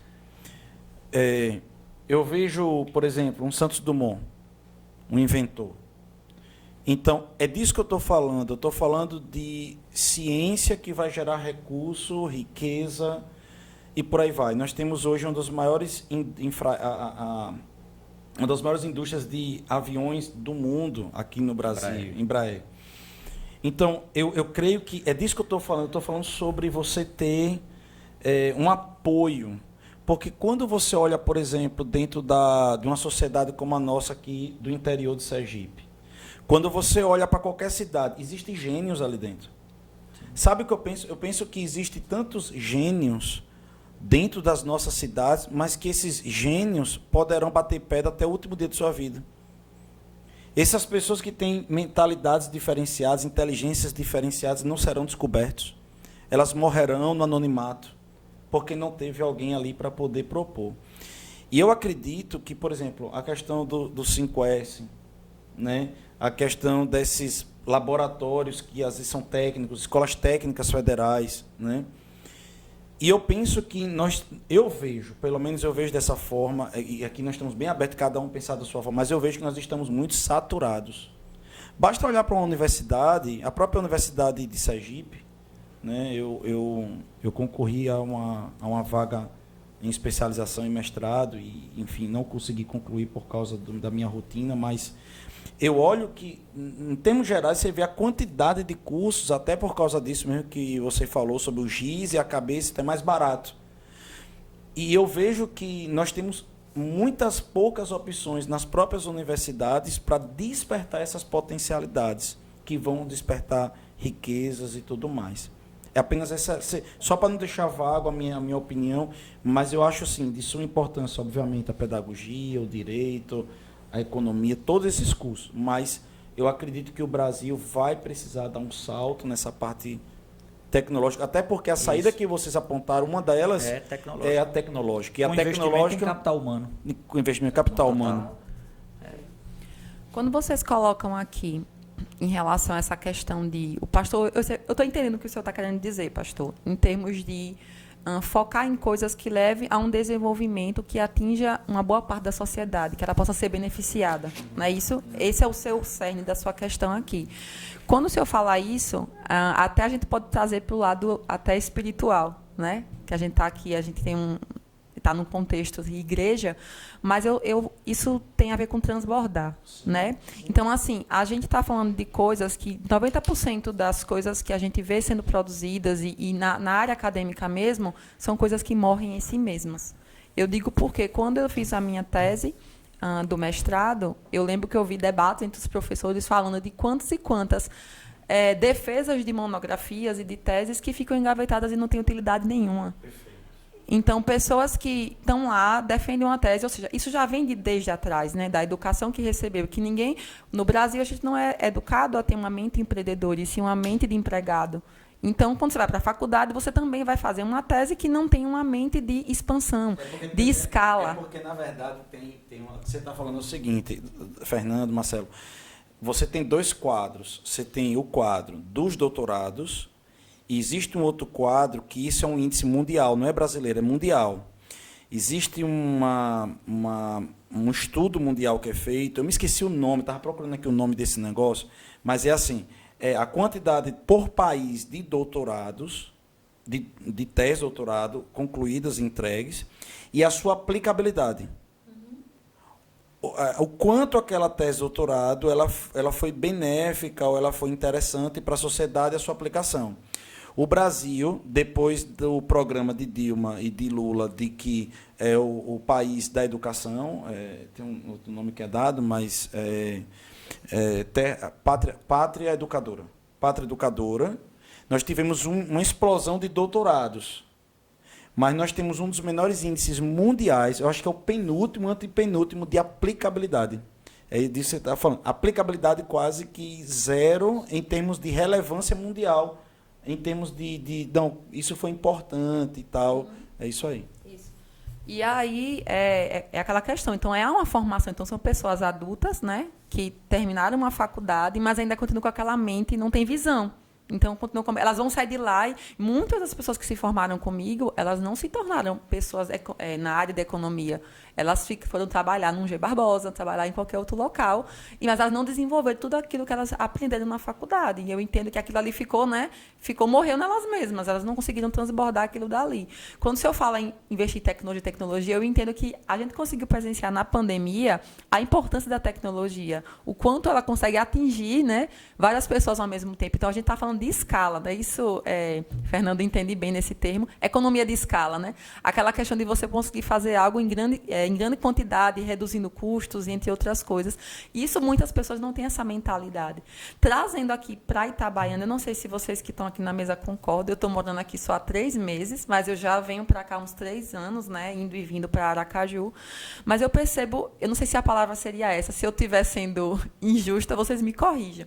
Eu percebo que muitas vezes os locais, as pessoas da terra, elas boicotam a própria cultura e o próprio desenvolvimento em algumas áreas. Eu digo por quê? Tem pessoas, aqui tem um shopping, e eu vejo pessoas dizendo que o shopping vive vazio, mas as pessoas daqui dizem, eu vou para Aracaju assistir cinema lá, eu vou para Aracaju. Muitas pessoas também não procuram desenvolver o que já está aqui também. Então, a gente, às vezes, vê um progresso chegando em certa parte, mas as próprias pessoas da cidade não usufruem e não mantêm aquela cultura viva. Eu não consigo ver pessoas aqui. Eu me bato com muita gente daqui em Aracaju, né, quando eu vou visitar os meus pais ou qualquer outra coisa. Então, eu sinto um certo boicote cultural, mesmo que seja em forma inconsciente, das pessoas em termos de desenvolver essa parte. Não sei se vocês concordam. Posso só falar sobre... Veja, nós temos que lidar com várias informações ao mesmo tempo. No entanto, em um estado de guerra, você trabalha por prioridades. Sim. Então, vamos lá. Nós estamos vivendo um pós-guerra, se é que eu posso chamar assim. Quais são as prioridades de um pós-guerra? Pirâmide de Maslow. Pirâmide de Maslow. As minhas necessidades básicas e eu vou atender isso. Sim. Pronto. Modelo educacional, ele vem de base. Eu estou pensando em universidade, mas como é que eu trago essa mentalidade de base? Sim. Né? Então, eu vou ter que mudar toda a minha sistemática hoje. Eu pego a rede pública estadual hoje, que tem dificuldade, como o Fernando disse, de dar um tablet. Que tem dificuldade de trazer o aluno para a década que nós estamos vivendo. Sim. Nós estamos vivendo um modelo educacional de 30 anos atrás. Estamos defasados em 30 anos nosso modelo educacional. E aí eu pego esse cara que está defasado, e quando ele chega na universidade, cara, agora você tem que pegar todo o seu potencial e vai desenvolver alguma coisa. Então, nós temos que mudar esse modelo. No entanto, o que nós estamos vivendo hoje? Hoje, a necessidade básica da nossa sociedade sergipana é desenvolvimento das nossas cadeias produtivas e o fortalecimento das suas vocações. Nós precisamos criar uma rede de apoio, um pacto de desenvolvimento de todas as esferas, para focar isso. Sabe aquele paciente que está lá tomando o choque para reanimar? Precisamos reanimar o paciente, para depois pensar em tratar do dente dele, para depois tratar do cabelo. Eu concordo com isso. Nós precisamos reanimar o paciente. Tem prioridades. Prioridades. O que está acontecendo hoje no nosso estado, guardadas as devidas proporções, nós estamos desativando cadeias e cadeias. Viemos de uma história... Eu fiquei assustado com isso. Quando eu vi o plano, eu fiquei assustado com isso. Nós viemos de uma identidade de extração mineral, onde várias cadeias estavam linkadas à produção de petróleo, e hoje, cada mês, a produção de petróleo está sendo desinvestida, porque o mar acabou, temos as territoriais, esse mês aqui foram menos 8% de produção. E assim vai. Essas cadeias, nós tínhamos empresas que viviam dependentes exclusivamente da extração do petróleo. Acabou. Foram diversas pessoas para a rua. O sistema de transporte público de Aracaju já anunciou 250 demissões ontem. Então, nós estamos vivendo um modelo que precisa ser substituído de forma rápida. Quem? Turismo. É uma indústria extraordinária de rápida absorção, de fácil realocação e vocação e cadeias produtivas locais. Poxa, nós temos o modelo, nós temos a condição. Agora, obviamente, eu preciso trabalhar também de médio e longo prazo? Preciso. Nosso plano é 10 anos. Curto prazo. Nós precisamos pensar num modelo de médio e de longo. Mas se eu não reanimar o paciente, eu não preciso de longo prazo mais não, ele morreu. Essa é a nossa urgência. Nossa urgência é olhar para o hoje, para o agora, para a pessoa que está desempregada, para esse pai que recebeu a carta de demissão ontem, que olha para hoje e fala, para onde eu vou? Quem vai me absorver? Aonde eu vou trabalhar? Eu vou pegar meu rescisão, vou colocar minha barraquinha aqui, disputar com mais 100 que estão com barraquinha também, sem nenhuma estratégia de negócio, sem atrair o turista para passar pela minha barraquinha. Então, é esse sistema que nós precisamos pensar. Nesse sentido, eu concordo. Olha, como é que nós vamos capacitar as pessoas? Mas nós precisamos entender que a base tem que ser mudada. Eu olho hoje a competição de um colégio público, um colégio municipal, é absurdo, o hiato é enorme. E olha que não está bom, viu? Porque o colégio particular está dando aula EAD, que estava na pandemia, era um absurdo, mas o outro não estava tendo nada. Eu tenho um gap aí de 2 anos de um aluno que não viu nada durante 2 anos. Então, isso. E aí? O reflexo disso lá na frente? Eu atrasei o que já estava atrasado, exato. Posterguei o que já estava ruim. Então, é o que o Fernando disse. Nossa conta vai chegar, já está chegando, e a fatura do shopping não para, a conta de luz não para, as faturas chegando, e o cara precisa movimentar isso. Perfeito. Então, eu acho que nós precisamos ter, sim, um olhar para o agora, e aí vem a governança colaborativa. Precisamos parar dos eus e pensar no nosso. Nós viemos conversando sobre isso. Poxa, nós temos senadores, nós temos deputados federais, ninguém se junta para tratar sobre a BR-235. Isso bota na mesa. Cara, depois vocês implementaram isso aí, são 30 quilômetros de duplicação. Se os deputados se unirem em prol de uma causa e falar, olha, as pautas estão fechadas até que isso aqui aconteça, acontece. Perfeito. O detalhe é que, não, mas se liberar uma verba para mim aqui, esse é o problema.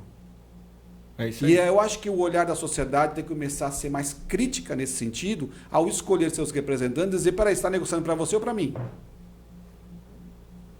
Porque quando eu causo esse gargalo lá que nós vimos, são 2 gestões, 8 anos, todos os prefeitos que margearam ali foram impedidos de avançar no seu desenvolvimento por conta daquilo. Quanto a sociedade local não perdeu, quantos negócios foram embora, hotéis fecharam.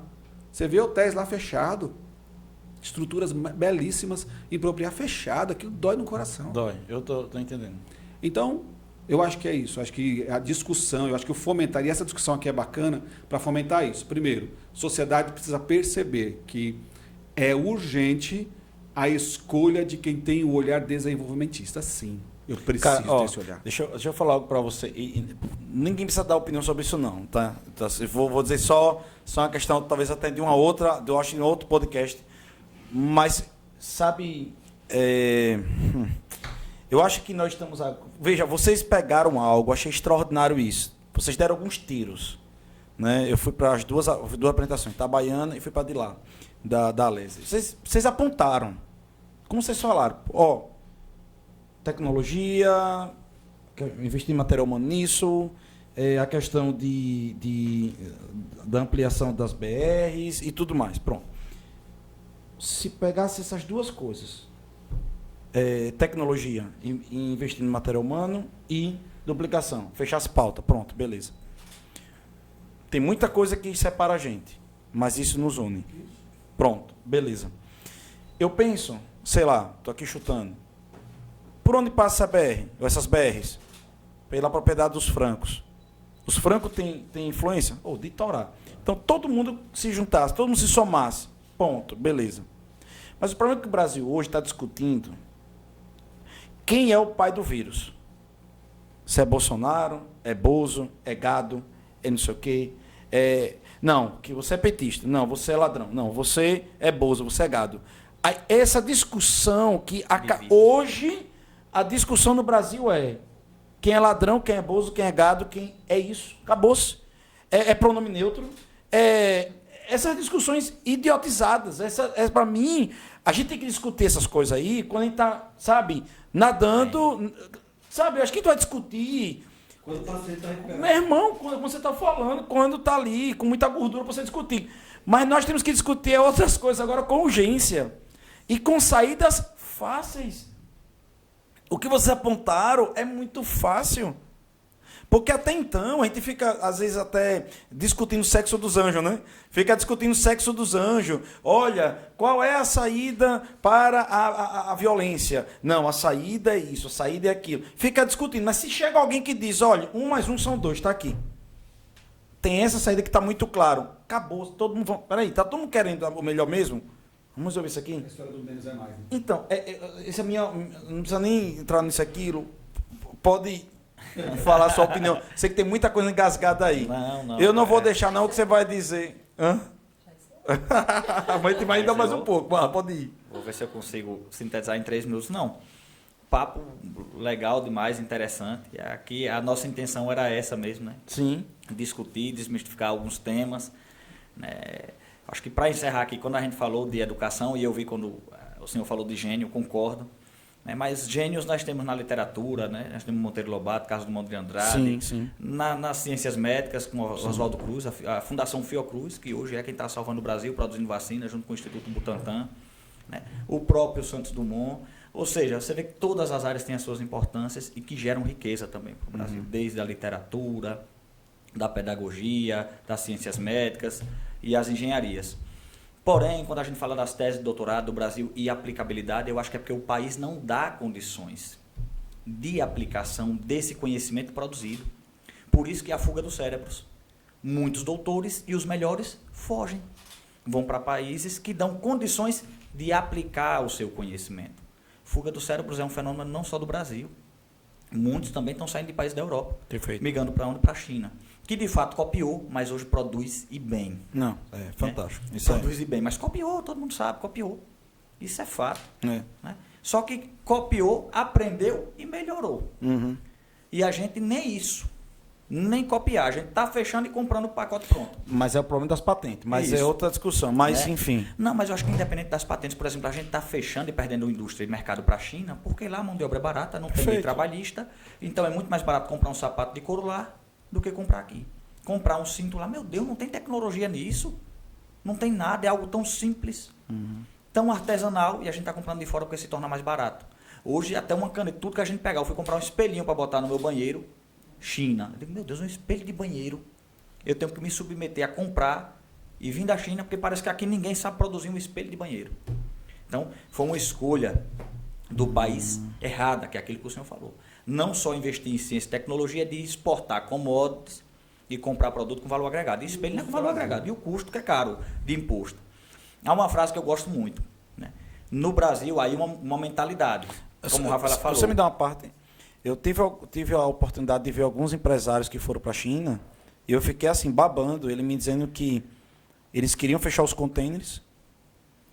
O dono da empresa liga para um número que existe do governo e o cara liga diretamente para o governo e diz assim, ei, eu estou com um brasileiro aqui que quer comprar um contêiner de tanto. Posso, não posso. E ele, mas para eu baixar, eu preciso baixar o meu lucro, mas eu tenho que baixar também o imposto. Vocês acham interessante? Aí o governo fecha negócio junto com o empresário. Isso é de um negócio de torar. O microfone. A modelagem de negócio lá é o maior acionista de todas as empresas é o governo. Isso, exato. Mas veja, eles não entram como acionista para necrosar o negócio. Entende? Eles estão trabalhando ali São junto. competitivos. É? Até demais. Às Agressivos. vezes até desleal do ponto de vista de mercado. Mas as Normal. regras do mundo é assim. Pois bem, tem uma frase que a gente brinca muito, e aí defendendo os doutorados e a ciência como um todo, como eu já fiz, mas também eu vou fazer o outro lado, certo? Aí é da cultura nossa e essa nossa juventude não tem culpa. Fomos aculturados assim ao longo do tempo. O jovem brilhante brasileiro é o concurseiro. Quando o cara passa no concurso, que bota aquela faixa lá na porta de casa, a família fica feliz, a cidade fica feliz, fulano é inteligente, é um cara muito bom. O jovem brilhante brasileiro, americano e europeu é o empreendedor. Perfeito. Então, há uma mudança de perspectiva. Mas por quê? Porque o Estado, sempre é o Estado, dá as condições de que ele seja empreendedor.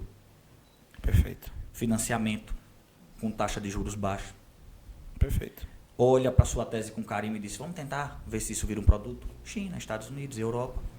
No Brasil você faz e abraça, é um filho.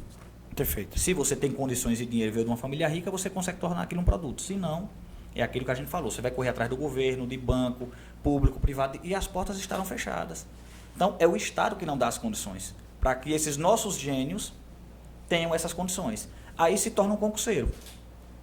E aí vai pesar no Estado, que já tem uma série de problemas no Brasil para resolver. Então, é o grande problema. O nosso jovem brilhante é o concurseiro. Lá fora é o empreendedor.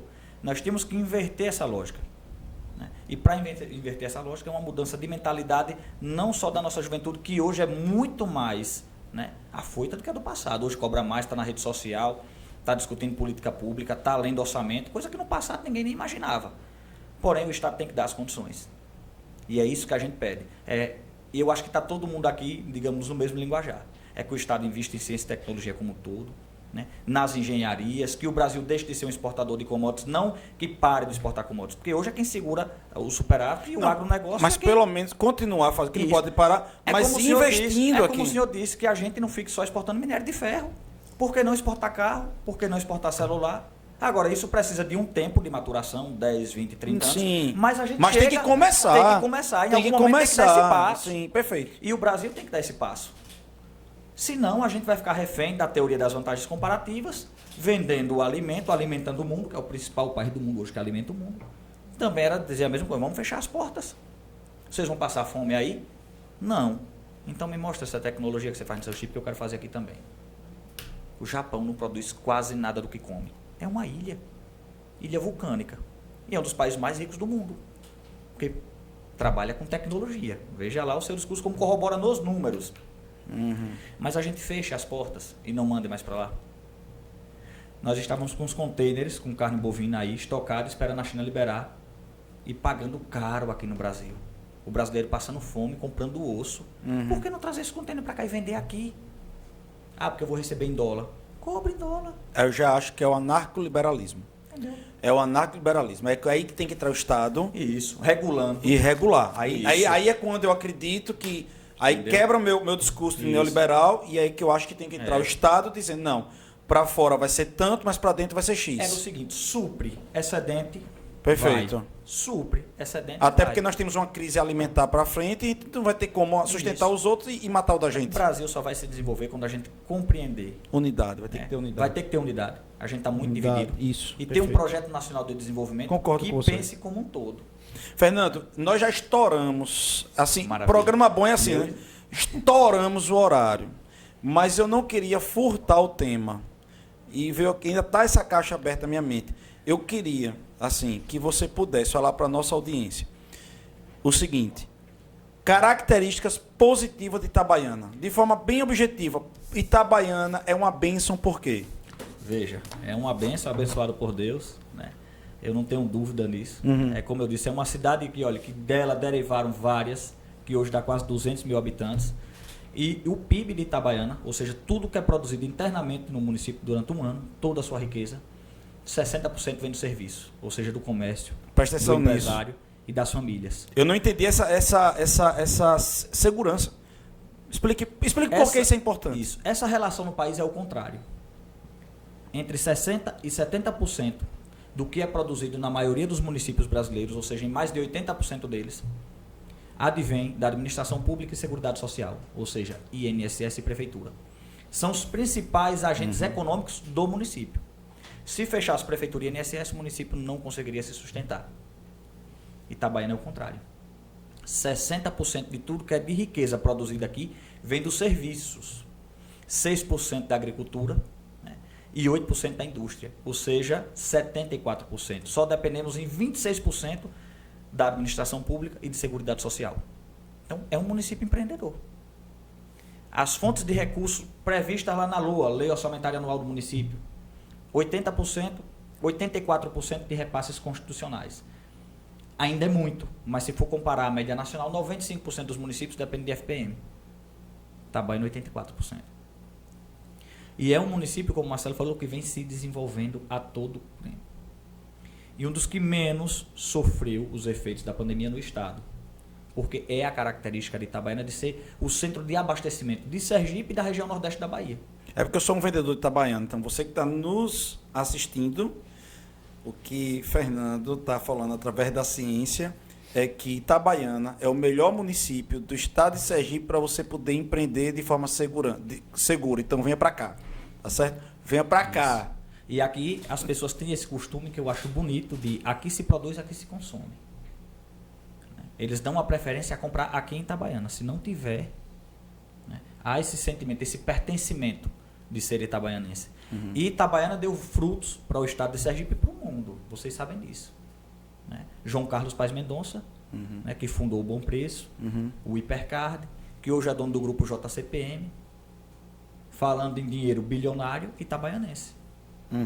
Gentil Barbosa, Mamed Paz Mendonça, com o antigo supermercado Paz Mendonça, uma das primeiras redes de hipermercados do Brasil e da América Latina.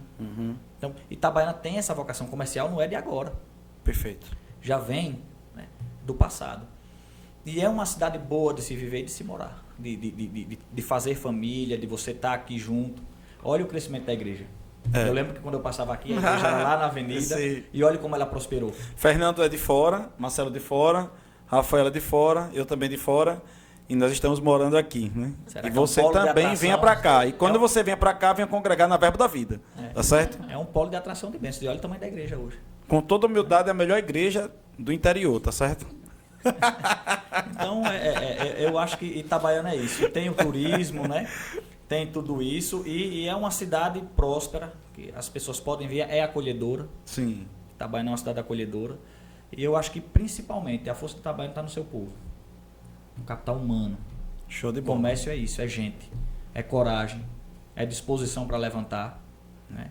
Itabaiana, o comércio abre 7, 8 da manhã, mas o dono do comércio está de pé 4h30. Fernando, com esses índices que você pôde apurar, você pudesse somar como economista, né? O economista também aponta para o futuro. Itabaiana, mesmo com toda essa crise e tudo mais, mas com todos esses índices que está sendo colocado, essa balança econômica itabaianense e tudo, há uma sugestão de que Itabaiana vai ser também um município que vai ter uma retomada fantástica nesse sentido? Então, veja, se a gente for olhar o cenário nacional e estadual, é como eu disse, eu sou um realista esperançoso. A gente está na fase aguda e a secundária a gente não sabe o que vem. O economista tem o costume de usar um termo que é do latim de coeteris paribus, se tudo permanecer mais constante. Mas aí se algum elemento saiu da curva, eu errei minha previsão. Isso é muito simples. Veja, mas... Vocês são meteorologistas, então, né? Muitos dizem que é uma bola de cristal. Chover, mas não choveu, né? Porque... Que a gente vai dizer, olha, eu vou prever aqui o futuro. Porém, se esse elemento aqui sair... Né, sem se comprometer, qual é o seu chute? Eu acredito que Itabaiana vai sair bem melhor que a maioria dos municípios sergipanos, justamente por essa não dependência total do poder público, mas depende, certo? Sim, não, 26%, sim. E a gente sabe que toda e qualquer ação que for tomada de forma equivocada, isso é um reflexo direto no comércio, mas vai se sair bem melhor e já vem demonstrando alguns sinais. O que a gente espera é que, de fato, essa crise sanitária acabe, o comércio volte, e essas pessoas que tiveram, que aqui em Itabaiana também fechou, né? Comecem a reconstruir as suas vidas e, principalmente, eu acho que o que a gente mais precisa hoje é de Deus, da presença do Espírito Santo. As pessoas abandonaram muito isso e acham que é só a minha força e o meu trabalho que vai resolver. Eu acho que a gente deposita muito a fé na ciência, mas eu acho que a fé mesmo tem que ser depositada em Cristo e que Ele nos dê força de sair de uma situação que, por exemplo, eu que tenho 35 anos nunca ouvi falar na minha vida. Concordo. Só li. Sim, concordo. Marcelo, e aí? Sua opinião nesse sentido e a opinião final já também nesse sentido, a questão de Itabaiana. Pastor, eu sou entusiasta de Itabaiana, né? Itabaiana, para mim, onde eu vou, eu vendo Itabaiana mesmo. Itabaiana tem uma força motriz dentro dela. Quando você vai em qualquer banca da Feira Itabaiana, você vai ver lá o pai trabalhando, a mãe trabalhando, mais um menino de 5, 6 anos já negociando lá na banca, acorda cedo, trabalha, não tem tempo ruim. Então, assim, é um povo empreendedor. E quando se fala em empreendedor, não é só negócio, ele empreende sonho, ele empreende expectativa, ele empreende motivação, ele empreende em tudo isso. E a Itabaiana também empreende na sua vida espiritual, né? É um povo solidário, é um povo generoso, é aquele povo que quando você lança uma causa, pega junto. É um povo, quando você vê alguém lançando na rádio, está precisando de tal coisa, as pessoas chegam junto. Então, é um povo muito acolhedor. Então, eu hoje me sinto um itabaianense. A gente não pode escolher onde nasce, mas pode escolher onde mora, né? E eu não escolheria outro lugar para morar. Deixando aí só uma questão, eu acho que eu gosto muito de estudar, eu estudei, li muito sobre Singapura. Fantástico. E para mim, Singapura reflete, ou poderia ser um grande motivador, ou dizer, olha, eu quero isso aqui para mim. Se Sergipe adotasse alguns parâmetros, e olha que lá, se você estudar um pouquinho a fundo, você vai ver que Singapura, para se sentir hoje, ser a pérola da Ásia, eles tiveram que induzir, o governo falou assim, olha, você vai limpar a pia assim, você não vai sair da escola se antes de terminar isso aqui, você mexeu em princípios e valores. Eu quero ter o benefício, mas não mexa comigo. Foi disciplina. Assim. Eles foram disciplinados. Então, há um custo para o retorno. E nós estamos dispostos a pagar esse custo? Então, obrigado pela oportunidade, pastor. Rapaz, e o pior é que Singapura é o tiro no meu pé da minha teoria, é mole. Porque Singapura teve que investir em economistas, olha, é mole. Mas hoje ela foi o maior investimento em economistas do mundo. Pastor, os maiores economistas por muito tempo veio de Singapura. As escolas, desculpa aí, né? Pastor, as escolas da primeira série... Ou seja, a culpa desse país não crescer é dos economistas, é brincadeira. A primeira série, segunda série, terceira série. Né? Olha, a primeira série, terceira série, segunda série ensina economia familiar. Sim. Então, assim, lidar com o dinheiro em Singapura, você vê arranha-céus, você vê Rolls Royce rodando nas ruas em Singapura. Perfeito. Então, eu quero isso aqui para mim, o que eu estou disposto a pagar por isso? Né? Então, eu vejo que é possível, nós temos um plano factível, nós temos um planejamento factível. Eu acho que agora é o momento daqueles que causam a demanda exigirem o retorno. Eu acho que essa é a discussão. Eu queria deixar para vocês aqui o meu último comentário antes do nosso brinde final. Primeiro, pedir a você, né, que possa dar o seu like, ativar o sininho, se inscrever no nosso canal, bater um print, multiplicar esse link, deixar sua opinião também, deixar sua crítica, sua opinião, sua sugestão, dizer se você gostou, se você concorda com o que a gente falou, se você discorda completamente do que a gente falou, sugestionar, falar, você tem total liberdade e a gente sempre está buscando ver aí os comentários das pessoas que nos acompanham. E, mais uma vez, pedir a você que possa multiplicar esse conteúdo onde você estiver, em qualquer uma das vias que hoje a web possa dar para você, né? Desde no Telegram, WhatsApp, você pode fazer de todas as formas que esse conteúdo chegue para poder ajudar outras pessoas também a ter argumentos, conteúdos e poder ver pontos aqui que nós estamos comentando. Eu queria deixar uma opinião, deixar algo para você. Sabe, queridos, nós teremos um ano 2022 que tem sido apontado como um ano muito turbulento no sentido das próximas eleições. Mas eu acredito que, de verdade, esse é o momento agora de podermos esquecer um pouco das questões secundárias e podemos colocar os nossos olhos nas questões prioritárias. E nós temos muitas prioridades para poder tratar. E eu acredito que as vaidades e orgulho não podem atrapalhar esse fluxo. Porque na outra ponta tem pessoas que necessitam pesadamente do bom senso, daqueles que estão com a caneta na mão. Tudo que eu peço a Deus, tudo que eu oro, é que nós possamos encontrar o nosso caminho. Encontrar o caminho que nós nunca encontramos. Na verdade, existe uma frase no Brasil que diz que nós precisamos retomar. Nós não precisamos retomar nada que nunca nós tivemos. A gente nunca foi grande, a gente nunca foi poderoso, a gente nunca foi nada.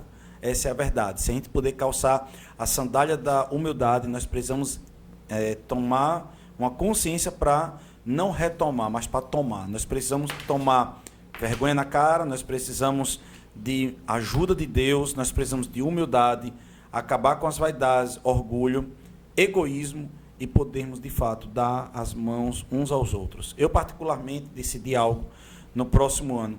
Eu estarei à parte de qualquer questões políticas e estarei focando minha energia no que diz respeito à solução. A nossa energia vai ser essa, solução, somente solução.